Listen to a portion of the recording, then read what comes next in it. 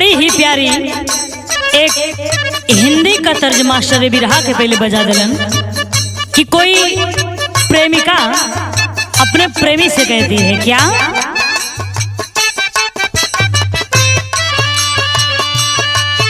तू जब जब मुझको पुकारे मैं दौड़ी आऊं नदिया किनारे।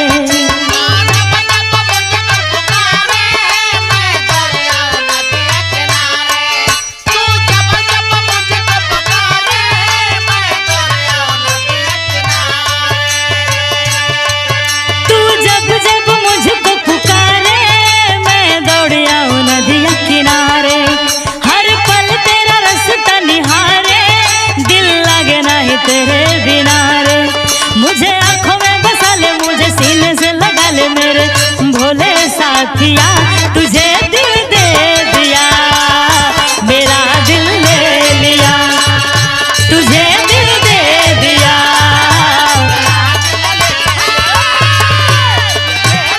आशीर्वाद है हमारे गुरु आदरणीय कवि सूबेदार यादव जी का। साथियों, एक ऐसी बिरहा मैं आप लोगों के बीच में प्रस्तुत करने जा रही हूं जो बिल्कुल नई घटना है, ताजी घटना है, और जो इस वर्तमान समय में इस समाज में हो रहा है उस दास्तां को मैं बिरहे के माध्यम से आप लोगों के बीच में प्रस्तुत करने जा रही हूं। भूमिका के लाइन में कहना है कैसे,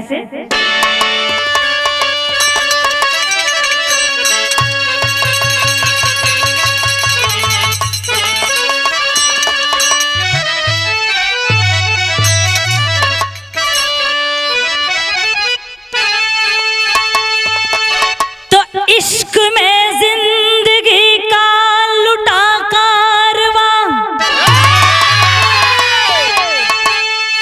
इश्क में एक गुलिस्ता बिखर ही गया, इश्क अंधा भी है और खुदा इश्क है, इश्क में आशियाना उजड़ ही गया, इश्क का चिश्क जीवन में जिसके लगा तो समझो दुनिया में उसकी गनीमत नहीं, इश्क में रोज कितने दफन हो रहे, जैसे लगता है जीवन की कीमत नहीं।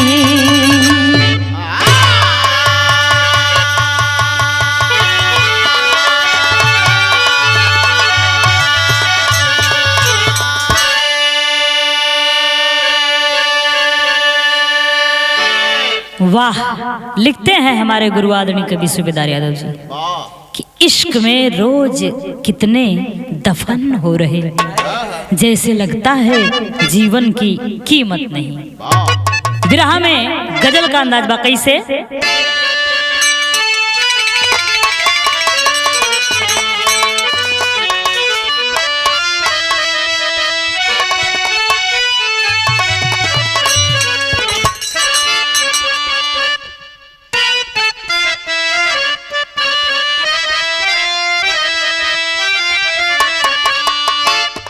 कोई माशुका दिल पर चोट लिए इस समाज से शिकवा करती है कि मेरी जिंदगी खुद ब खुद सजा बन के रह गई।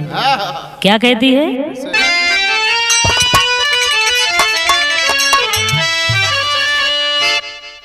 कि बेवफा तूने ऐसी दगा की, अज बेवफा तूने ऐसी दगा की, जिंदगी खुद सजा हो गई है,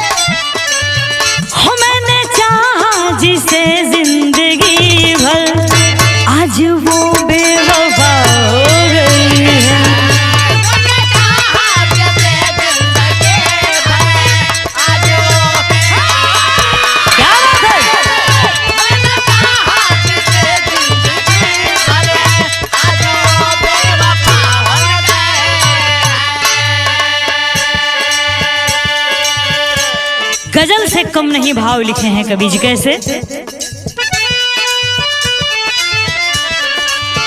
कि बेवफा बेमुरवत जहां में,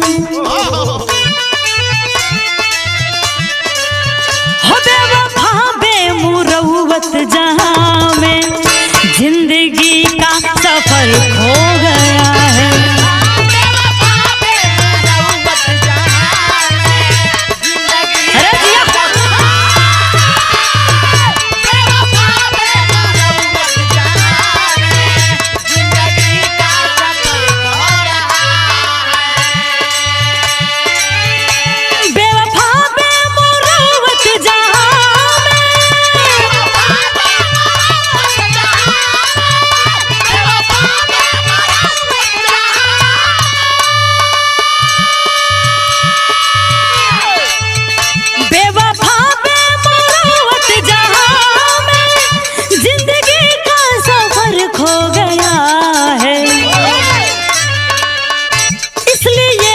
पे चलना संभल कर,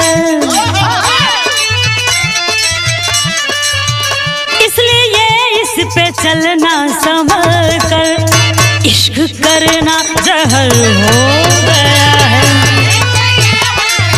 क्या बात है।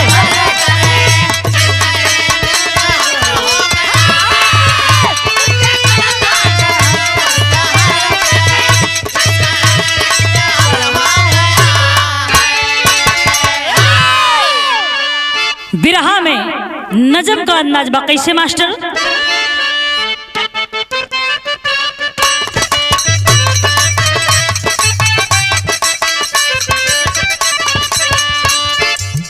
प्यार में मंजिल से अक्षर है सब भटक जाते, नसूर बन करके नैनों में है खटक जाते।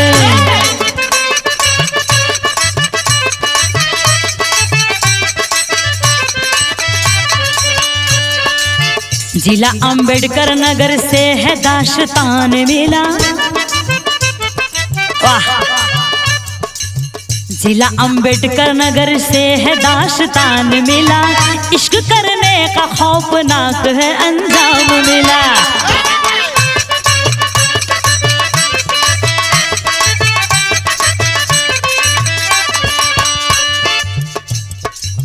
ग्राम महिमापुर जहां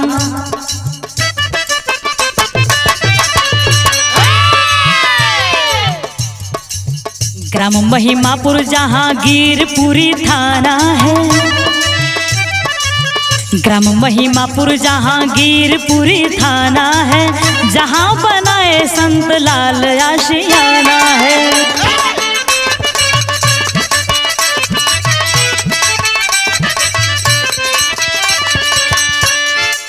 सुता थी अंजलि आनंद के संग प्यार रहा,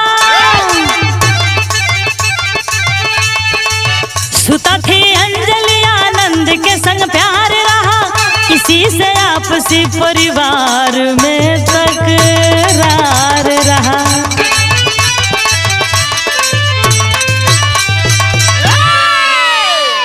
ए भैया इहमे से ए बिरहा के कहानी का शुरुआत भइल कि कहाँ का बा और कैसन बा। तो हम आप लोगन का ध्यान लेके चलतानी जिला अंबेडकर नगर, थाना जहांगीरपुरी, गांव का नाम महिमापुरी। वही महिमापुर का रहे वाला संतलाल कन्नौजिया, जिनके लड़की का नाम अंजलि कन्नौजिया बतावल गई।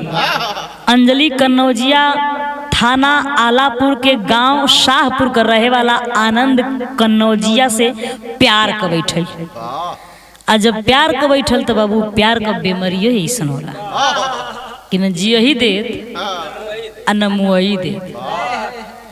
एक बात और बता दूं, आनंद कन्नौजिया जिसकी उम्र 24 साल बताई गई, जो भारतीय जनता पार्टी के पिछड़ा विभाग का पूर्व मंडल अध्यक्ष था, जो दोनों का प्यार परवान चढ़ल।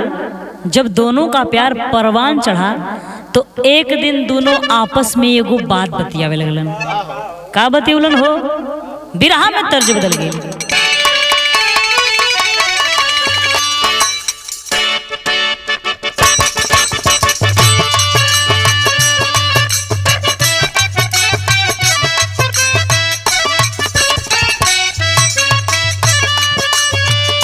ये गीत इशारा करती है एक प्रेमी प्रेमिका वादा करते हैं प्रेम को और भी मजबूत बनाने के लिए। क्या कहें?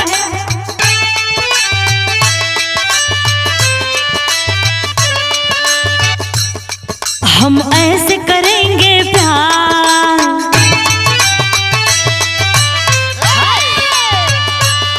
हम ऐसे करेंगे प्यार कि दुनिया याद करे। हम ऐसे करेंगे प्यार कि दुनिया याद करे। क्या बात है? हम ऐसे करेंगे प्यार कि दुनिया याद करे। यूं जिए मरेंगे यार,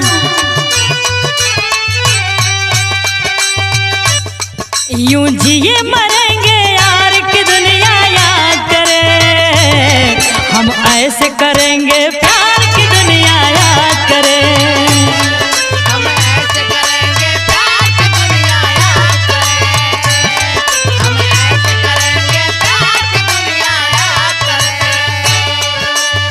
लेकिन कवि जी कितना सुंदर भाव निकले उन बिरहा में। हमें जब से हुआ है प्यार,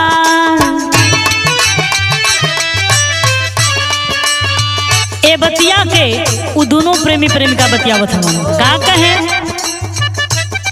हमें जब से हुआ है प्यार कि एक पल चैन नहीं।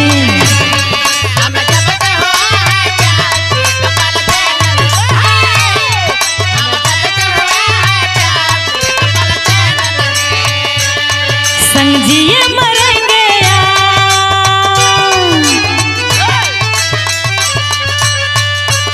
संग जिए मरेंगे यार कि एक पल चैन नहीं। हमें जब से हुआ है प्यार कि एक पल चैन नहीं। हमें जब से हुआ है प्यार कि एक पल चैन नहीं। या हमें जब से हुआ है प्यार कि एक पल चैन नहीं। दोनों बतियावत होन का। अरे जिसके जिगर में इश्क का खुमार होता है, जिसके जिगर में इश्क का खुमार होता है। जिसके जिगर में इश्क का खुमार होता है। लोग कहते हैं कि दिल लाचार होता है। लोग कहते हैं कि दिल लाचार होता है। लोग कहते हैं कि दिल लाचार होता है। लैला मजनू दोनों थे प्यार में मरते, इस इश्क की राहों में बेताब थे रहते। तेरी बाहों में है संसार, तेरी बाहों में है संसार कि एक पल चैन नहीं। तेरी बाहों में है संसार कि एक पल चैन नहीं। तेरी बाहों में है संसार।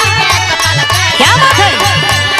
तेरे बाहों में है संसार के एक पल चैन। तेरे बाहों में है संसार के एक पल चैन। ए भैया, वो दोनों में इतना गहरा प्यार हो गई कि दोनों एक दूसरे के बगैर रही ना पाए। आनंद कन्नौजिया के घर से अंजलि कन्नौजिया के घर का दूरी 8 किलोमीटर रहे, फिर भी दोनों किसी न किसी बहाने मिल ही लिया करते थे। एक दिन अंजलि आनंद से एगो बात कहली। का कहली? बिरहा में तर्ज बदल गई।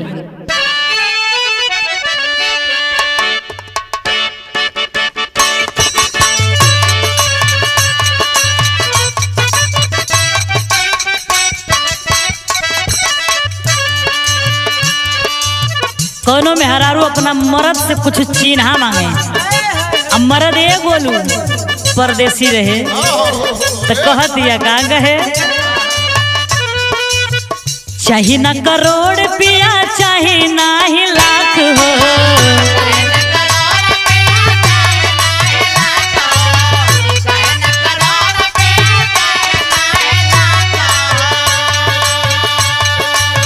एक ही चीज बिना छूछ बाट नाक हो।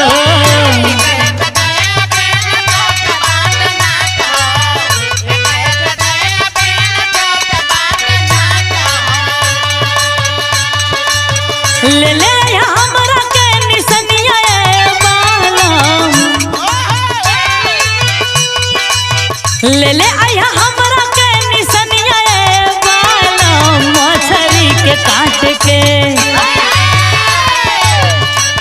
अरे मछरी के काट के झुलनिया बालम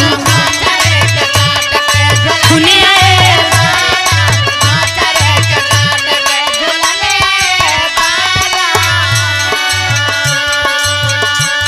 लेकिन अंजलि कन्नौजिया अपने प्रेमी आनंद कन्नौजिया से कह रहल बा, का कहे? मनवा के मीत भैला तन के सिंगार हो,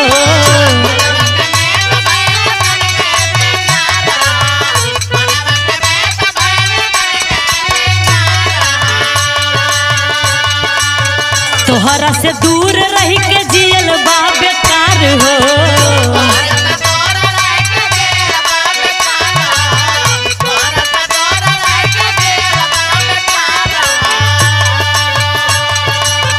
भैला तू तो चाँद हम चकोरिया बालम, भैला तू तो चाँद हम चकोरिया बालम, नाम तोहरे हो गइल, अरे नाम तोहरे हो गइल उमरिया बालम।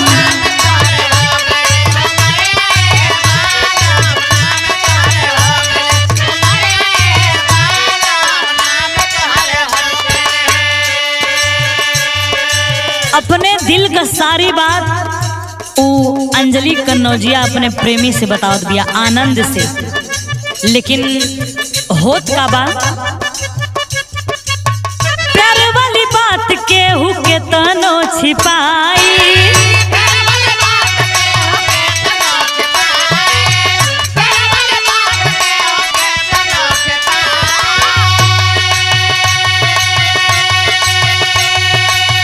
एक दिन टोलवा पड़ोस जान जाए,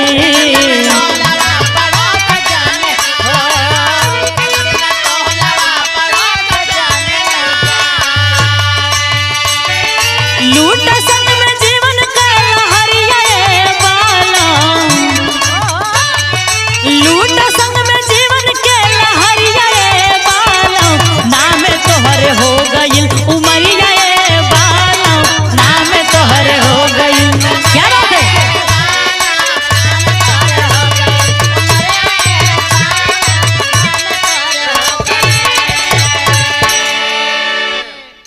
ए भैया धीरे धीरे दोनों का प्यार का खबर दोनों के परिवार वालन के पता चल गई। इस बात को लेकर दोनों परिवार में झगड़ा तकरार भी होने लगल और दोनों के मिलने जुलने पर पाबंदी भी लग गई। कुछ दिन के बाद फिर चोरी से दोनों मिलते हैं तो अंजलि आनंद से फिर एगो बात कर लेगा, का कहे? बिरहा में गीत बदल गई।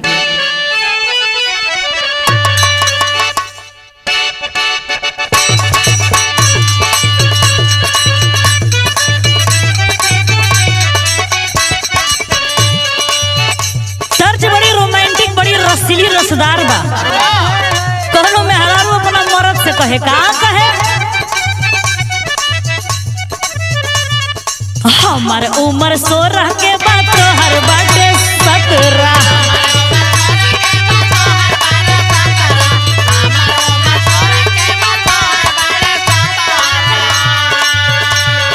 एक दू बरिस में टाल जाई खतरा,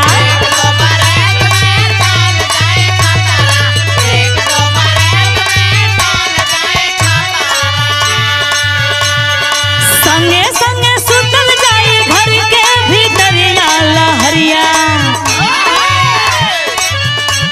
लहरिया लूटा राजा जी तान के चदरिया,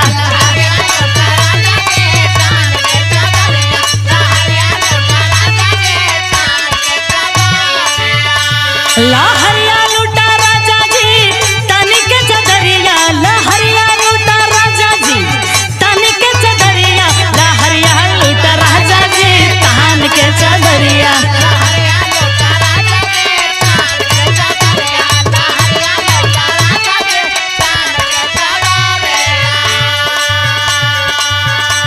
लेकिन कितना सुंदर भाव लिखले हुवन।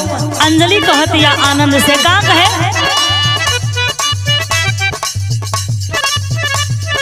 प्यार पर वाहन चढ़ल जान गइल दुनिया,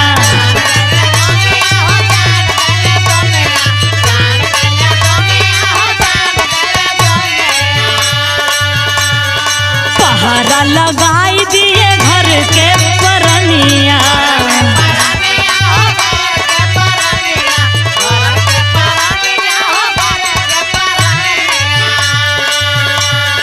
चोरी चोरी मिले यहाँ गाँव के बहरिया, से जरिया सुता, से जरिया सुता राजा जी तानी के चादरिया,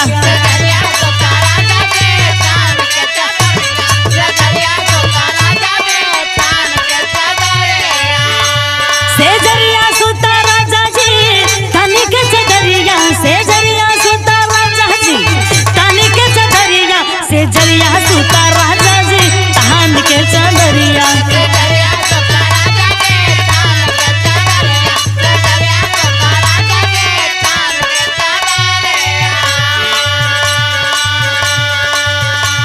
यह कुल रोमांटिक बात दोनों जुगल जोड़ी अपने में कर रहा बड़न। तब भइल का, एक दिन दोनों घूमत रहे एक हो साथ में,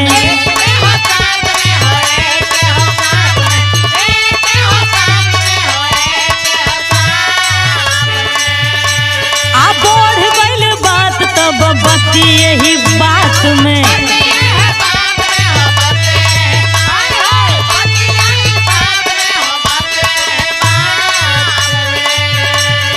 केस भइल दोनों ओर से थाने के भीतरिया, से जरिया सुता राजा जी धान के चादरिया, से जरिया सुता राजा जी।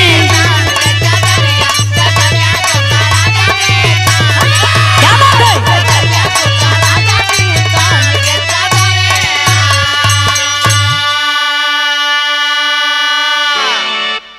अरे बाबू, एक घटना होने से करीब 6-7 महीने पहले फिर दोनों को लोगों ने एक साथ देख लिया, तो दोनों परिवार में फिर गाली गलौज तक हो गया। तो अंजलि के पिता संतलाल कन्नौजिया आनंद के खिलाफ रिपोर्ट दर्ज करवा दिया। आनंद ने संतलाल के खिलाफ आलापुर थाने में मारपीट का केस दायर करवा दिया, लेकिन दोनों का मिलना जुलना बंद ना रहल। फिर आ गया 10 अगस्त 2025 दिन रविवार, रात में दोनों फोन पर बातें करते हैं और 11 बजे रात को ही आनंद कन्नौजिया खा पी के घर से निकल गई। इतना ओकरे ऊपर प्यार का गर्मी छोले रहे कि 11 बजे रात का खा पी के अपने प्रेमिका से मिले बदे निकल गए। तो भइल का, टेरी की लाइन में कहना बा,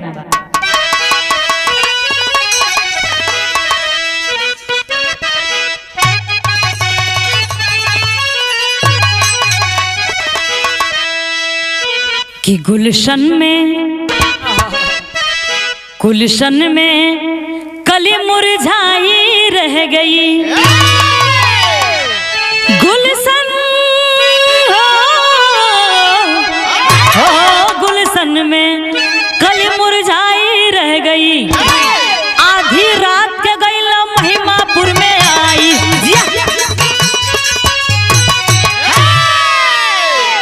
आधी रात के गईला महिमापुर में आई, गुलशन में कली मुरझाई रह गई। इतना खतरनाक कदम उठा लेता है आनंद कि 11 बजे रात में ही शाहपुर से महिमापुर अंजलि के घर पहुंच जाता है और दोनों एक घर में एक ही चारपाई पर सोए थे।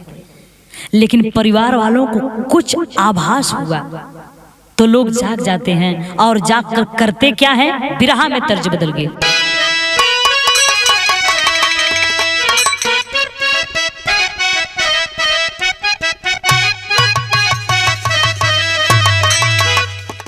कि पिया परदेस गइल तार लागे टोपिया में,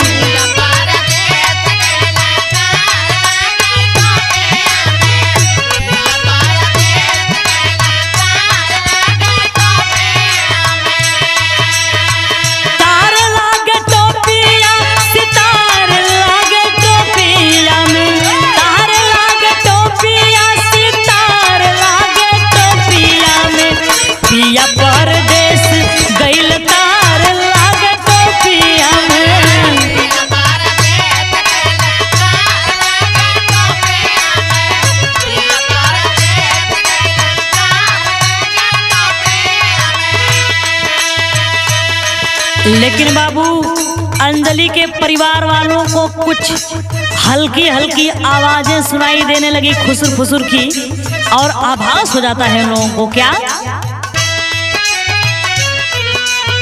जागी गईल पूरा परिवार आधी रतिया में,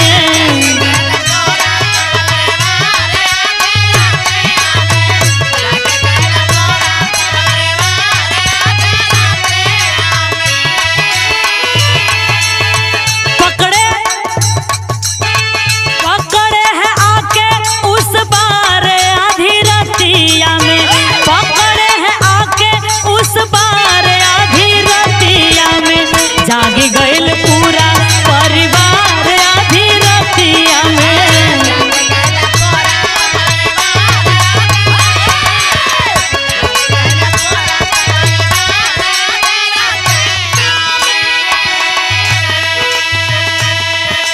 अरे बाबू, अंजलि का पूरा परिवार आधी रात को जब कुछ सुनता है तो उन्हें आभास होता है। पूरा परिवार जाग गई और जाग के करत का बा, हाथ गोड़ बांध करे लागल पिटाई,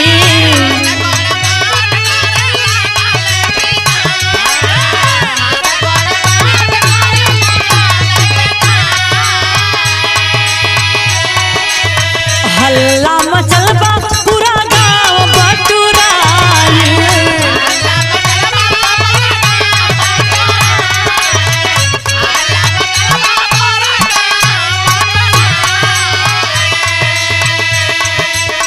केहू नहीं सुने लागुहार आधी रतिया में, केहू नहीं सुने लागुहार आधी रतिया में, जागी गईल पूरा परिवार आधी रतिया में। क्या बात है?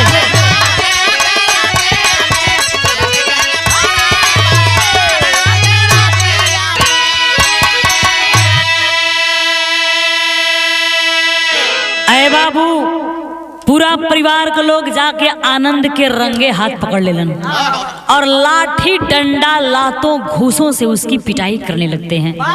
और इतनी पिटाई करते हैं कि अंजाम क्या होता है, पहपट की लाइन में कहना बा,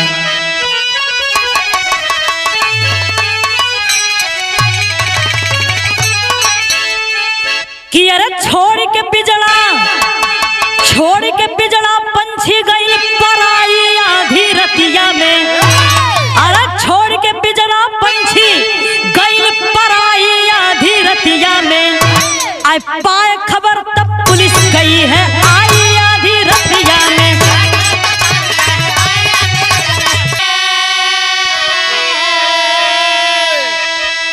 कि अरे उठा के लसिया रातों रात तब आलापुर भेजबवले हो, संत लाल अंजलि के संग में पूरा परिवार धरैले हो, शाहपुर तब दिहले खबर जनाई आधी रतिया में, शाहपुर तब दिहले खबर जनाई आधी रतिया में, छाती पिट के रोवे बाबू माई आधी रतिया में। क्या बात है?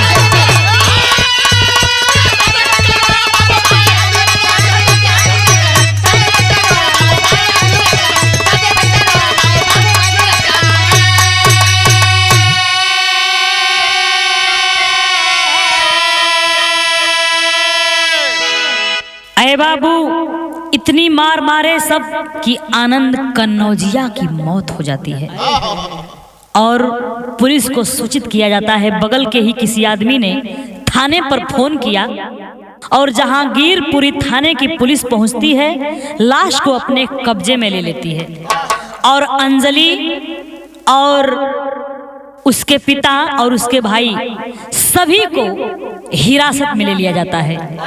जब एक खबर शाहपुर आनंद के घर परिवार में पहुंचती है बाबू, तो जैसे लगल कि गम का पहाड़ न टूट गई। यहाँ पर कवि जी ने आल्हे के अंदर कुछ ऐसी बात लिखे हैं जो सुनना और समझना समाज के लिए बहुत ही जरूरी है। का लिखले हुवन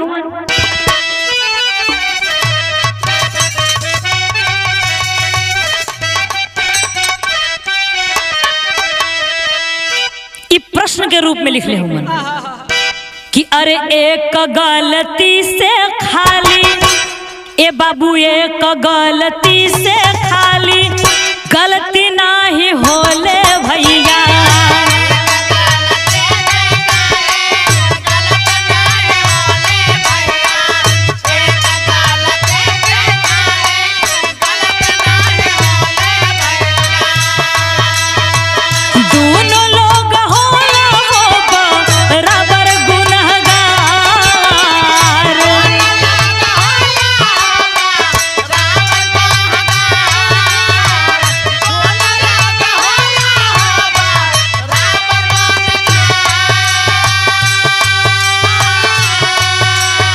लेकिन काहे सजा खाली एक के दिया ले भैया।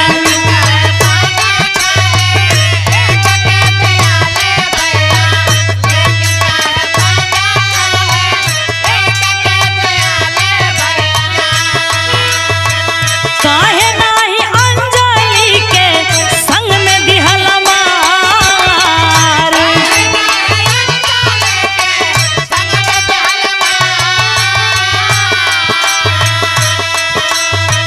अंजलि आनंद का तो एक रहली जतिया भैया।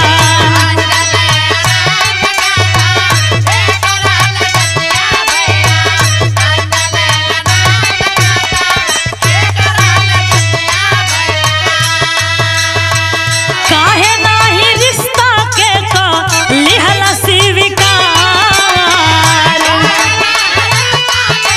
प्रगतिया भैया।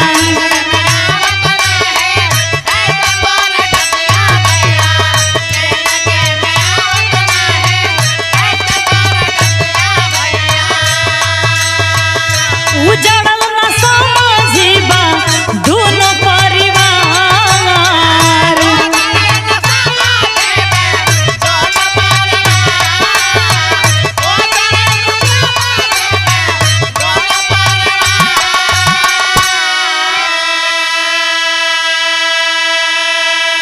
तो दोस्तों इस पर ज्यादा क्या कहा जाए, किसे अच्छा कहा जाए और किसे बुरा कहा जाए और किसकी गलती दी जाए। लेकिन आज के जमाने के हिसाब से अगर कोई लड़का या लड़की अगर एक ही जाति के हैं तो मेरे समझ से उनके रिश्ते को मंजूर कर लेना चाहिए, तो शायद भविष्य में होने वाली ऐसी हत्याओं से बचा जा सकता है। क्योंकि संविधान भी इजाजत देता है कि लड़के और लड़की जब बालिग हो जाएं तो अपनी मर्जी से कहीं भी शादी करके अपनी जिंदगी बिता सकते हैं। और लड़कों के लिए भी एक चेतावनी है कि प्यार में अंधा होकर प्रेमिका के घर पहुंचने का खतरा मोल न ले। ये बहुत ही गलत काम है और इसका परिणाम आप लोग सामने खुद ही देखें। लेकिन का करबा, नया नया प्यार रहेला, सोचना लोग कि प्रेमिका से जल्दी से मिल लें आ जल्दी से सब कुछ होखा। आजकल प्रेम मन से ना तन से होता, आ जबले तन का आग ना बुझत है तबले ही प्रेम रहत, आ जब तन का आग बुझल तो प्रेमो खत्म हो जाता। पहले का प्रेम ही रांझा सिर फरहाद लैला मजनू ये कुछ थोड़ा ना है। आजकल का प्रेम आई लव यू से लेके आई गव यू तक रह जाता। लेकिन खड़ी की लाइन में कहना बात,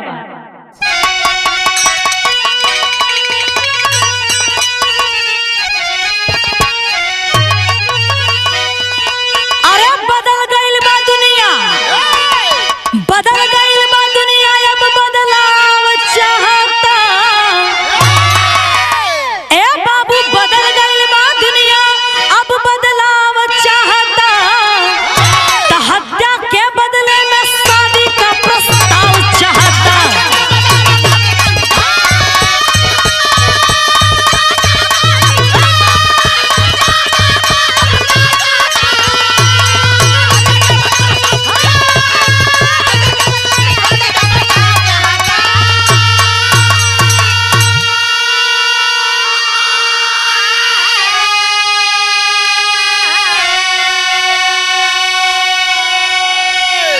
बदल गइल बा दुनिया, अब बदलाव चाहता।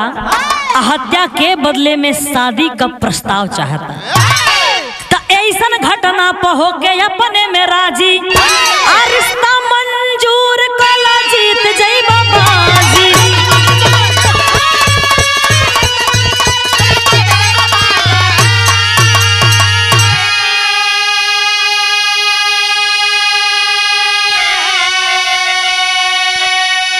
दोनों पक्ष में आपस का सुझाव चाहता, ए बाबू दोनों पक्ष में आपस का सुझाव चाहता, तो हत्या के बदले में शादी का प्रस्ताव चाहता।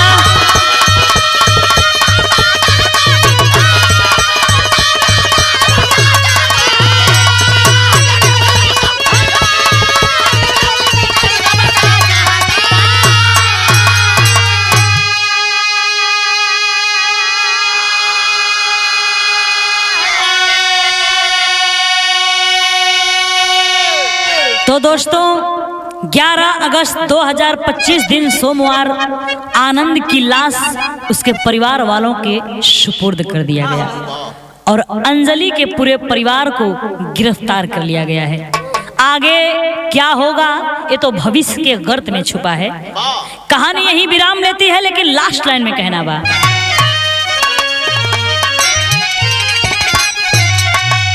कि गुरु बिहारी गुरु गणेश जी तोड़ो गलत रिवाज, आ कवि चंद्रिका रामदेव अब लाओ नया समाज।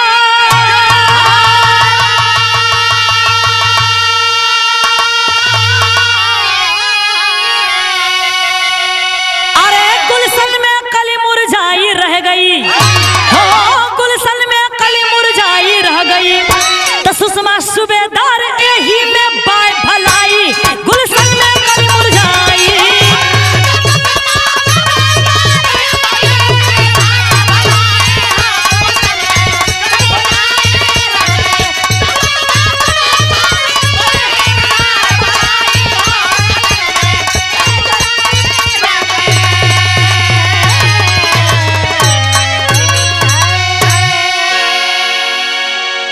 बहुत बहुत धन्यवाद।